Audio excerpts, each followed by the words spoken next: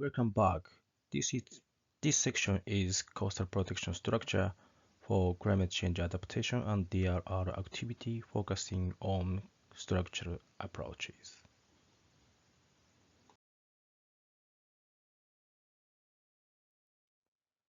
Firstly, I would like to explain the types of coastal structure. The various types of coastal protection structures should be applied for appropriate countermeasures for the target coast based on their characteristics and functions.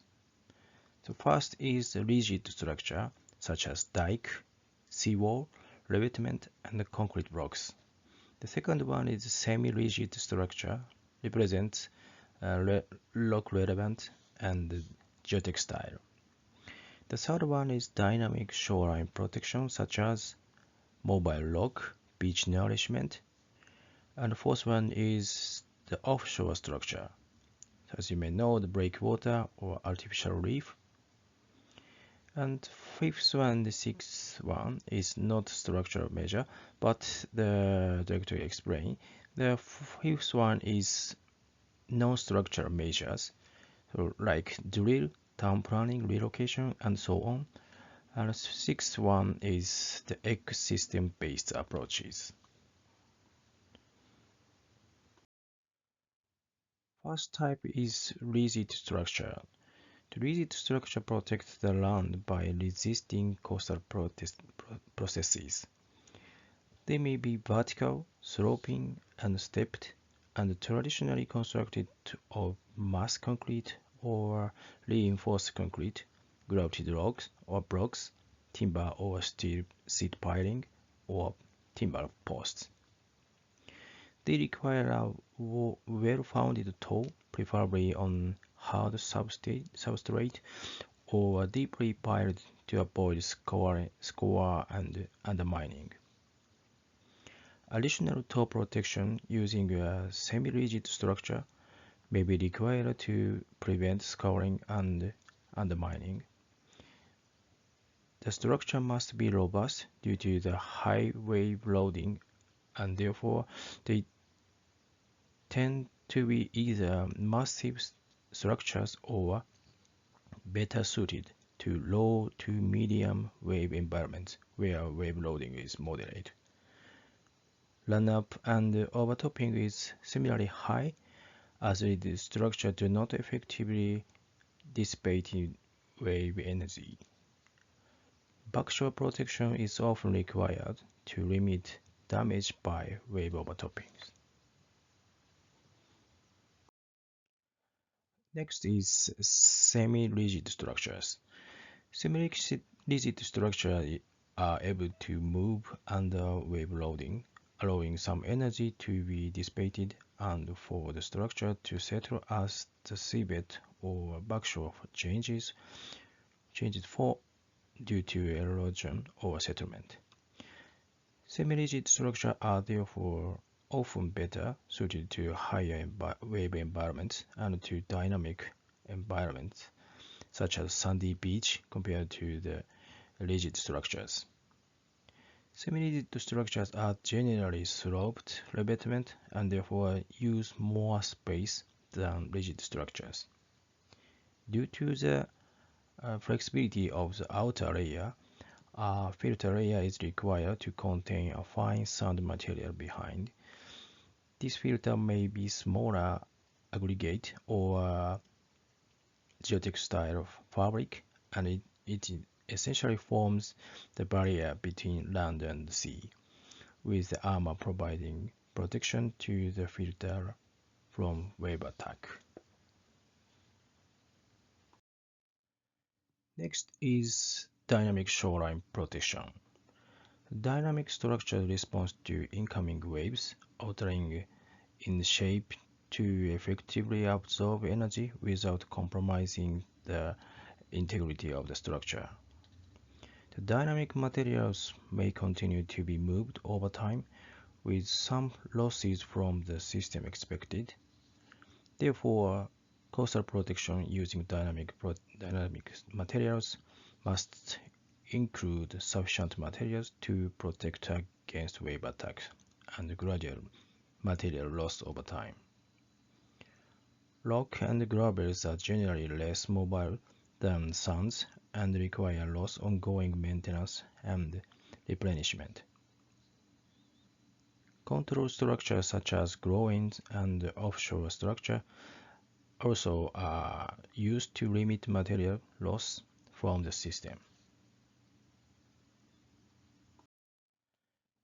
Next is offshore structure. Offshore structure protects the shoreline by reducing the wave energy arriving at the shore and rotating incoming wave crest. On the sandy coast, this can reduce longshore drift gradient and encourage sand deposition in the rear of the structure. Offshore structure may be emergent, partially emergent, or submerged.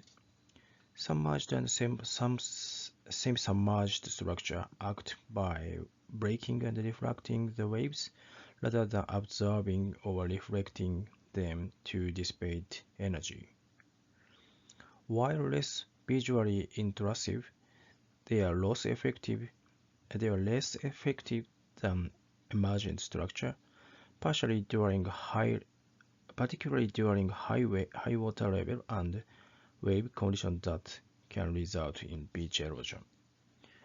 Structures may be constructed from rock, precast concrete armor units, or geosynthetic containers, and must be stable under wave attack, while also reducing transmitted wave energy to desirable level.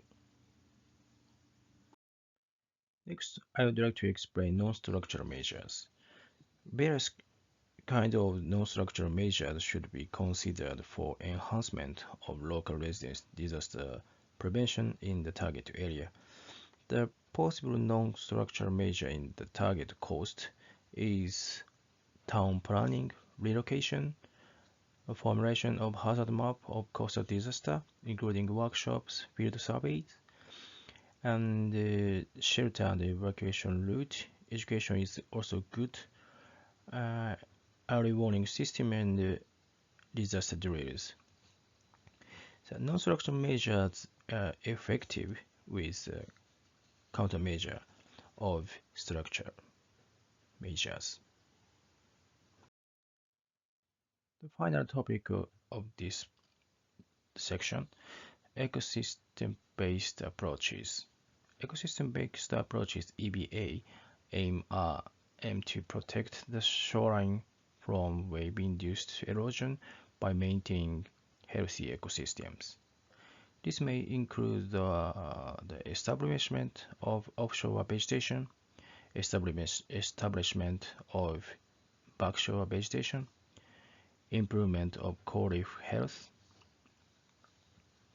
Although economic analysis of ecological approaches often identify high benefit cost ratio compared to coastal protection structure, that is generally a function of low implementation cost with modest improvements in the protection provided.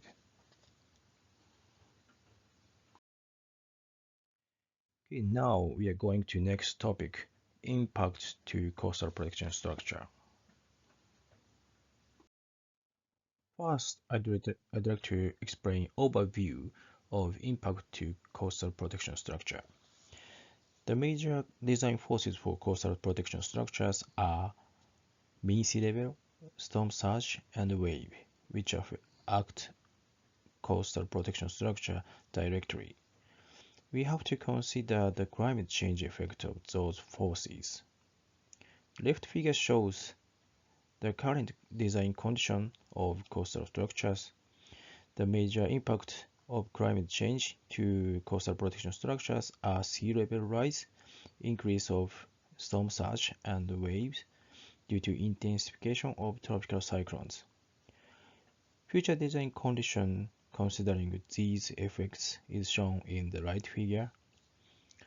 Higher sea level, that is sea level rise plus increase of storm surge, and higher wave height cause instability of coastal protection structure. Higher sea level and higher waves are also causing insufficient elevation of coastal structure. Therefore, it is very important to consider these effects to prevent coastal flooding with future conditions. So let's look at impact of sea level rise firstly. So sea level rise has 5 points. First is coastline will recede due to rising sea levels, and as a result, some land would be lost. The secondary is some area will become flooded during high tide, and inundation on coastal area will be prolonged. The thirdly, incidence of wave overtopping, breakwaters, and seawalls will increase. And fourth one is the wave force will intensify in association with increase in water depths, even in the same sea wave condition. This may lead to exceedance of the design capacities of structure and will cause displacement and damage to revetment, wave displacing blocks, parapets, and so on. The effects of coastal erosion would also intensify. The fifthly, the sea level rise will increase buoyancy of the buried piles and manholes and cause ground uplift. Risk of liquefaction of ground will also increase. That is the impact of sea level rise.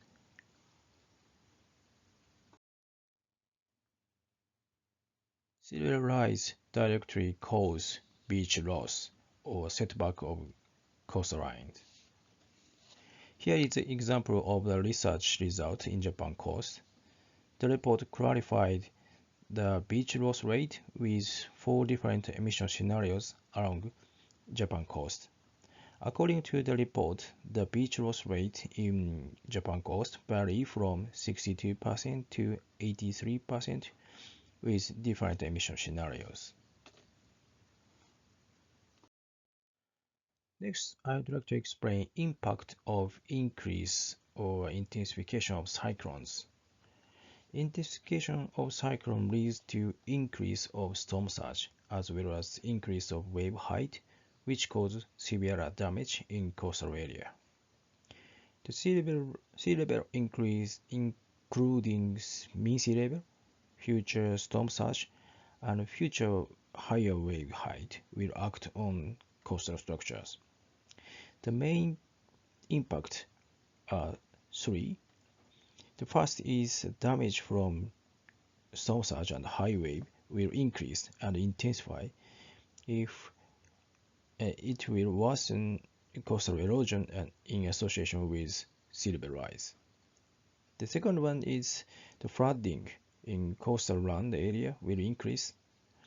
The thirdly, sea waves larger than design conditions might hit the coastal area and consequently hasten deterioration of coastal protection structures. So these effects might cause instability of coastal structure and insufficient elevation to prevent coastal flooding. Next, I would like to explain the impact to coastal protection. When we think the impact of coastal protection structure, we have to understand the characteristics of climate change effect and the impact. We have two kinds of changes and two kinds of conditions. The sea level rise is a static change. The sea level rise steadily increase and firmly act on coastal protection structure.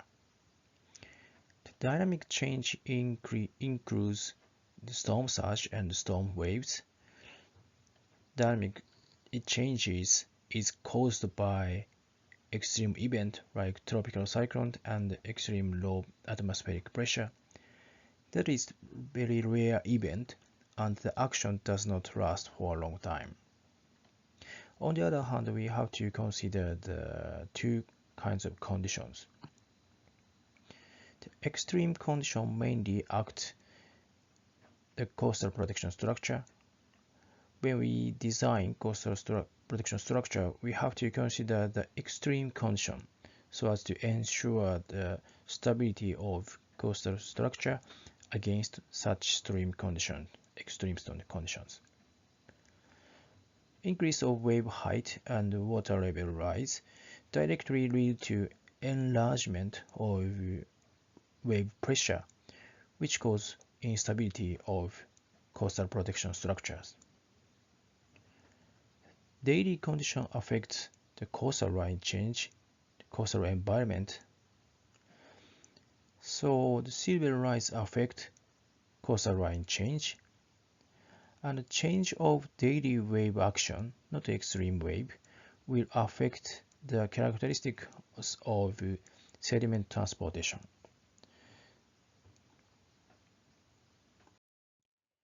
Next, I'd like to explain the other impact of climate change, that is in temperature, precipitation, currents.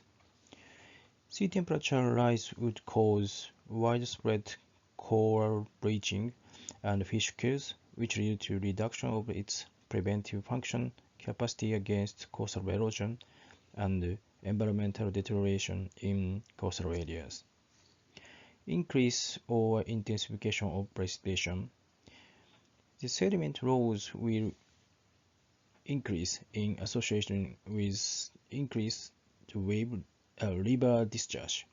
However, sediment supply to sandy shore will not increase since the sedimentation in the river will be deposited and dredged before reaching sandy shore. The change of the ocean currents. The characteristics of littoral drift will be changed and sandy beaches will be affected.